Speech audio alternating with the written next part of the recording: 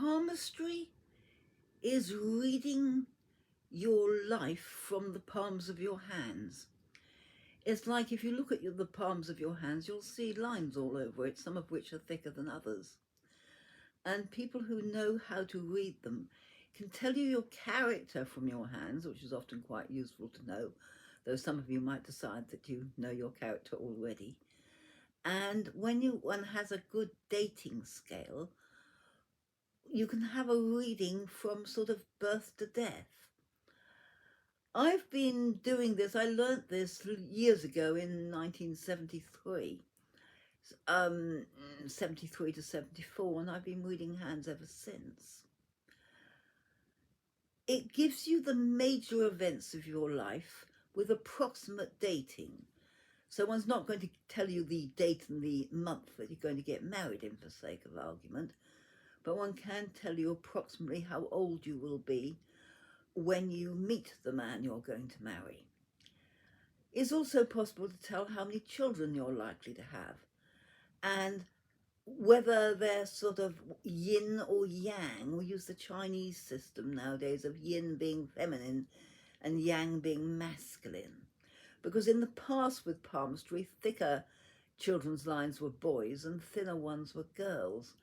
But nowadays, as you get little boys who sew and cook and stuff, and you have little girls that dig ditches and are carpenters and whatever, it's more to do with whether the child is more yang orientated or male orientated in how their character is and what they're likely to do as a career, and the yin lines are the children who are more feminine and are likely more to be artists and creators. It can be very useful, palmistry, because it can tell you what by telling you what your future is, sometimes it's bad and sometimes you just plain don't like it.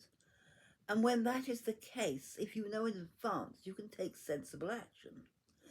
Like if your hand says you are likely to get very ill at a certain date, which is, say, 20 years in advance, you've then got plenty of time to think about maybe what you're eating and what you're putting on your skin. And when you come close to the time, you can put some more effort into looking after yourself health-wise. If you're told you're going to have an accident at a certain time, well, you can make a mental note not to do anything stupid around that time, not to drive too fast, not to drive with alcohol, and not to take unnecessary risks. And therefore, you can avoid what's coming. You can also, of course, if it's a long time in advance, have your hand checked closer to the time to see if the mark's still there, because they do actually move and change, not very quickly, but they do. I mean, I remember on my hand, I had I had a sign showing that when I was 46, I think it was, that I would go through a very difficult time that could mess me up for up to 10 years, which I wasn't overly worried about when I was 20. Time I got to 40, I was getting a lot more worried about it.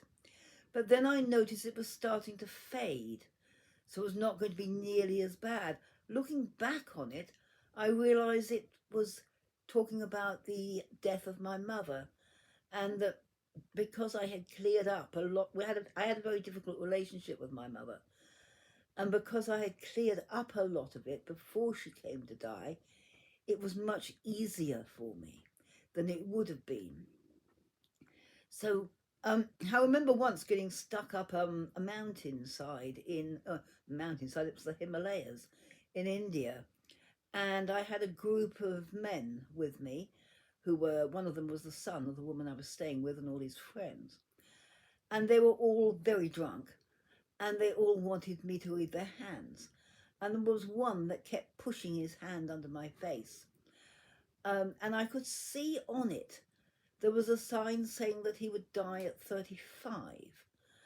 And with a rough guess, he was about 35 at the time. And I didn't really want to tell him. And so I refused to read his hand. And just as I had so many men pestering me, I read somebody else's hand.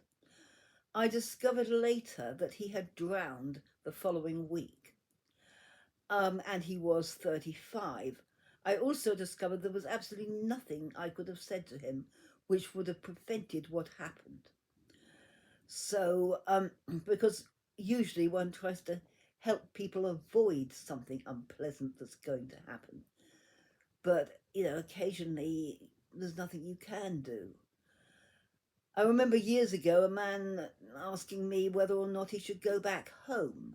He wanted to go back home, but he wanted my opinion on it. I can't quite remember which country home was now. But when I looked at his hand, I said, there's great chance that you will die if you go home, that you will get killed, so don't go. And apparently all his family that lived in his hometown, that all were telling him not to come. All his friends were telling him not to go for the same reason, but he wasn't listening to them. He asked me, and I felt he didn't listen to me either. I never saw him again. So I don't know the outcome of that. But so it's very useful. I've had lots of people saying they wish they had listened to things I had said, because it's like in various cases I warned people about health problems and told them to look after their health. They didn't, and they had the health problems, and then they started to wish that they had. So this is yes, it's nice to look, the nice things, it's so nice to look forward to when, you might be getting married, or a lump sum of money is appearing in your life. Not necessarily one knows from where. It's like if your lifeline gets in bad condition after the money lands in your life, it's usually an inheritance from someone you loved very, very much, like your parents. But if you get an inheritance or a lump sum of money and you don't get unhappy, and doesn't affect your health or anything when it comes in, or your life gets better, it either means it's a inheritance from somebody you didn't care about too much, or you did a good investment, or you had a lottery win or something like that, and the money came in. And so look, it's good to be able to look forward to the nice things, but it's also good to be warned about the bad things, so that you can, as such, avoid them. Many palmists today will only give you character analysis. They refuse to read the future.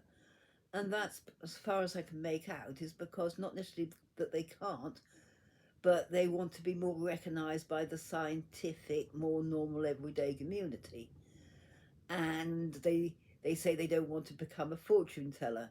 Well, I actually don't consider myself a fortune teller, but it's like an old-fashioned word one doesn't really use nowadays.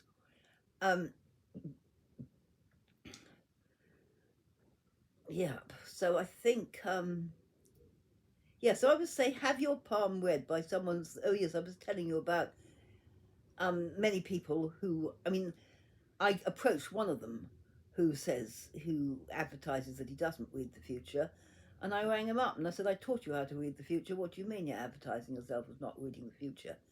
And he said, oh yes, I do, but I don't like to advertise it because people might think whatever. But those of us who do say that we can read the future and are reading the hand, it's a mixture of a scientific art or scientific mathematical art of looking at where the lines are in your hand, in which direction they're going, and which lines crosses which lines when. And then sometimes there can be more than one possibility of what something can mean. And that helps if one's clairvoyant, because then one can pick out which of the options it is. So to a certain extent, well, the way I read hands is basically based on the science, using my clairvoyant abilities when stuck, shall we say. So I hope I've given you a good description of what palmistry is.